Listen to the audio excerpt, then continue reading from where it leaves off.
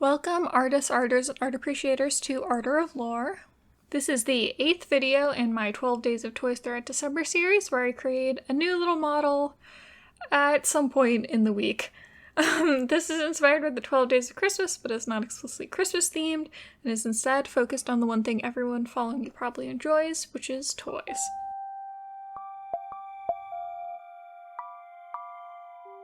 Today's little toy is actually a whole playset idea that I had.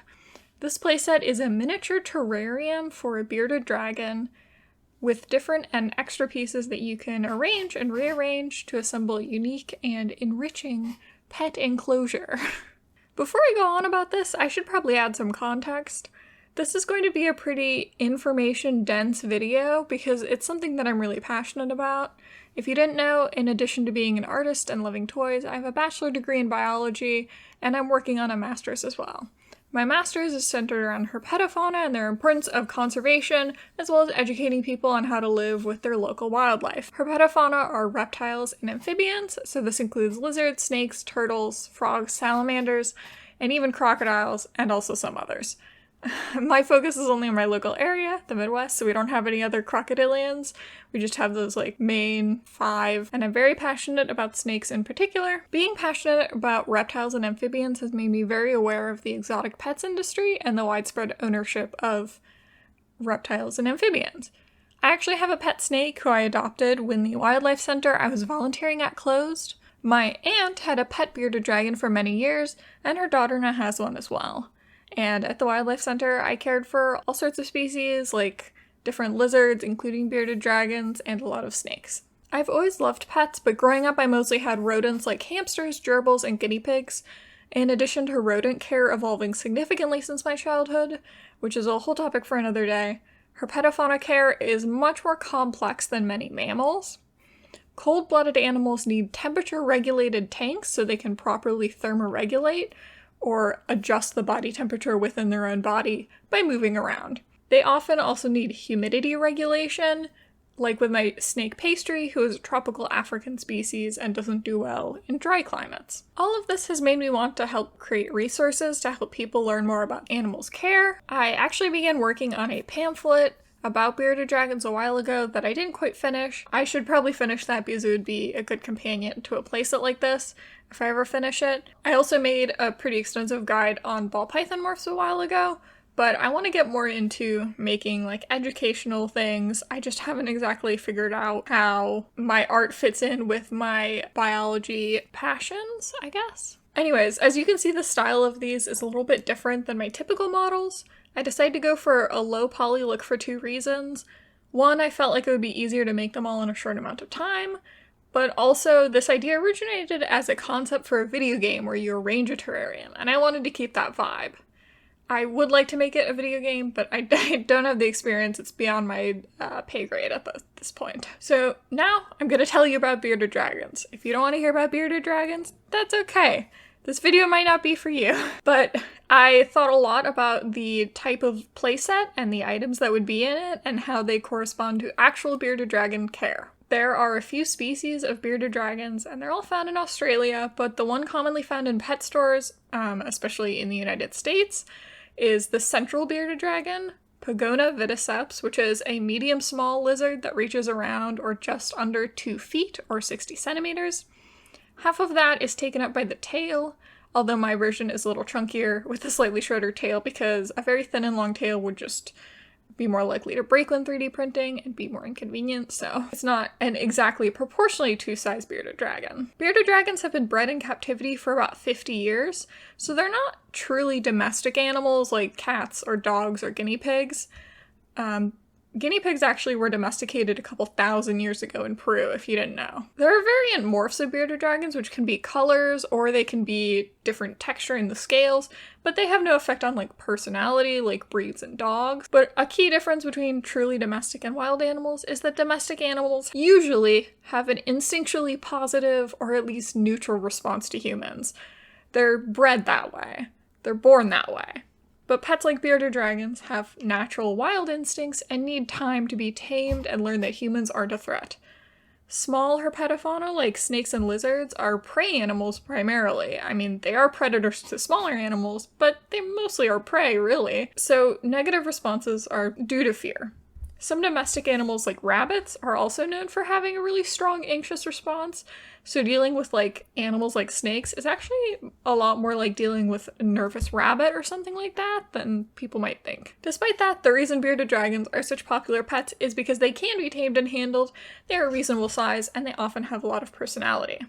They do have somewhat complex care needs, and those needs can especially be more difficult to balance if you live far outside the climate where they naturally live and you need much more temperature regulation. On the topic of where they're from, I will note that bearded dragons outside of Australia are all captive bred. They are never wild caught. I'm not even sure if you can get a wild caught one in Australia, because they also captive breed them there. Australia actually banned the export of their native animals after the 1980s or so, which is when they were all imported to the United States. So the nice thing about at least all the bearded dragons that are in captivity as opposed to some other species of lizard is that they are all captive bred and they all have been around humans their entire life, which makes them a lot more easily tamed, probably. An adult bearded dragon can reach about 2 feet, as I said, and the smallest tank size for them is a 2x2x4, so I sized my little tank to around twice the size of the little bearded dragon toy. In an actual bearded dragon, about half that length is the tail again, which is very long and thin, so it does give the lizard a little more room than you think, but that doesn't really mean that a bearded dragon is going to live its whole life in this box, because their owner can help them be active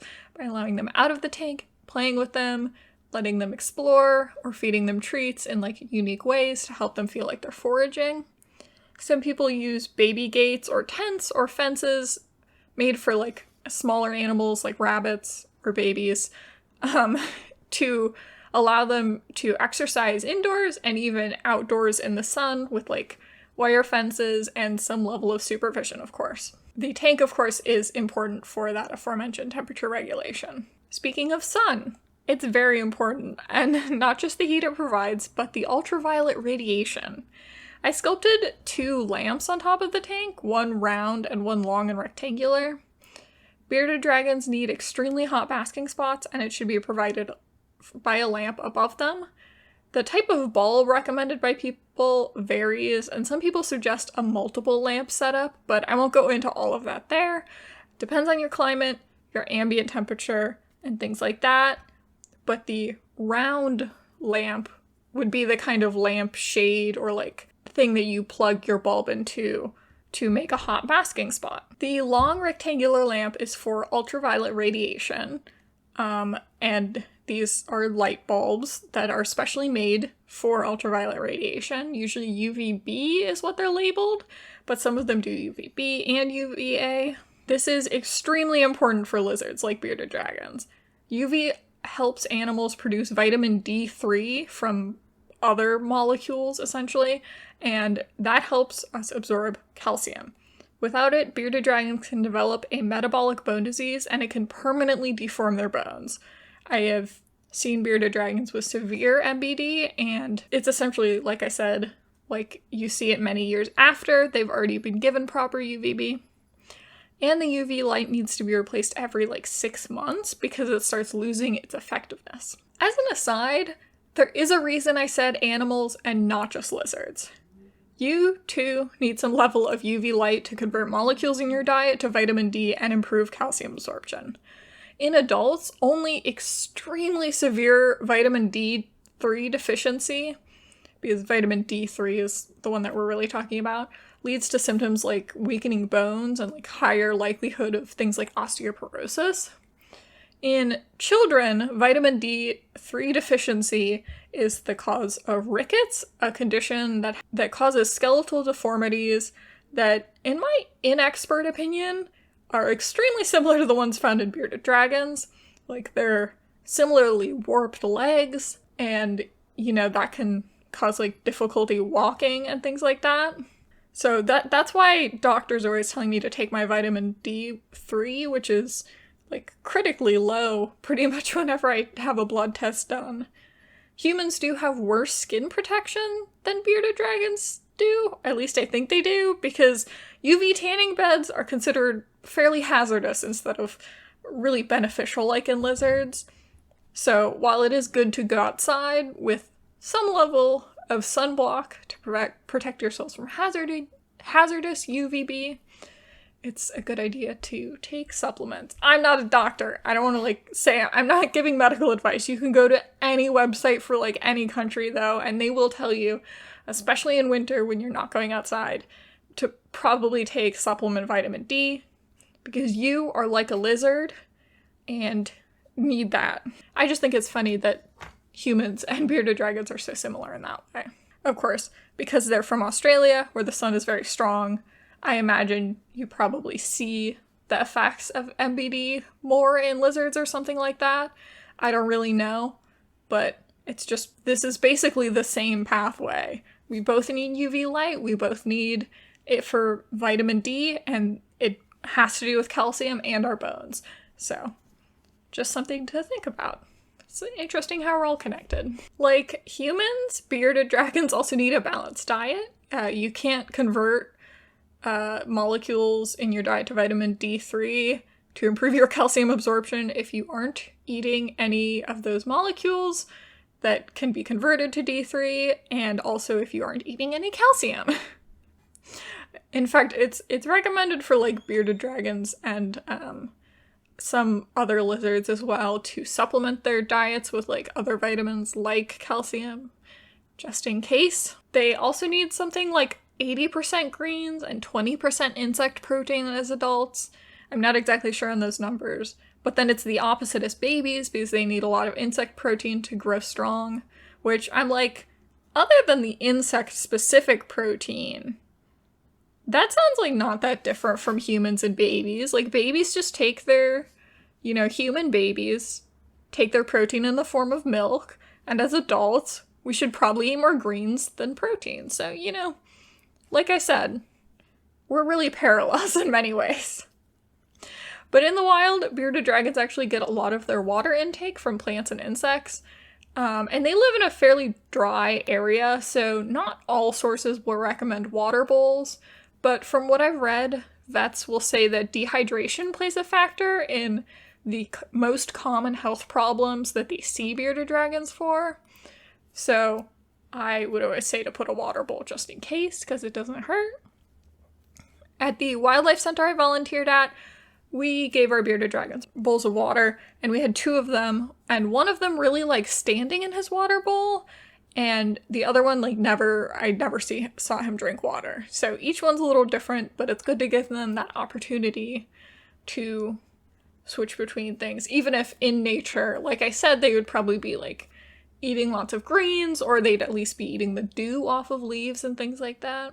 Typically, a bearded dragon terrarium has at least a flat stone underneath a hot lamp for basking, some sort of hideaway, some climbing opportunities like branches or logs or half logs, and some sort of substrate like a mix of sandy soil similar to their natural environment.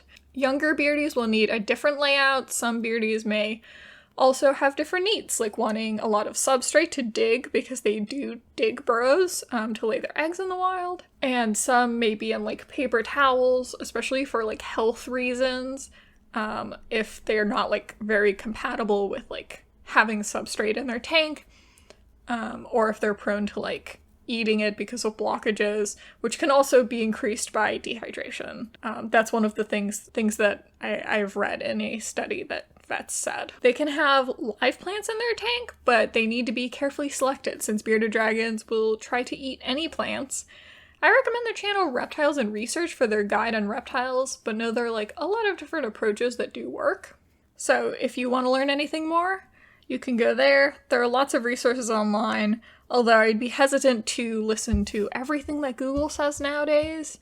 If you can find like I said, not every YouTube channel is going to be good, but I appreciate that places like Reptiles and Research put their sources for where they get their information. I think there's also a website called Reptifiles.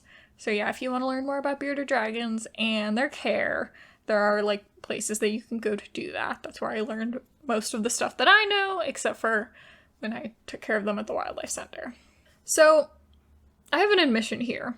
This is the time in the video where I would reveal the full thing, but I can't do that because I overwrote the file. I somehow deleted this entire file and I can't find it anywhere on my computer. It was a huge bummer when I realized that, and I didn't have time to make it all again from scratch. I'll admit this is probably the best sculpt to have been deleted, because while I am really passionate about this topic, I kind of find it doubtful that my audience is going to be interested. I feel like this video will probably tank. But I hope that if you are, and you made it through this video, you enjoyed it. And I did remake just the little bearded dragon, so that file will be in my Cults 3D eventually, and is on my Ko-fi. I guess now at least I have time to reevaluate my designs, and I could consider making a more detailed and high-res version of all of the options. Sorry about these videos becoming progressively later. I've decided to extend this series until at least the end of December, but I will also be going out of town on Sunday for nearly a week, and I don't think I'll be able to work on anything the whole time because my computer is a desktop and I can't take it with. But there are some extremely big and complicated sculpts coming still, so stay tuned for that. And thanks for watching, liking, subscribing, and so on. And thank you to my coffee supporters, Yasella, Retro Geek Crafts, and Luca.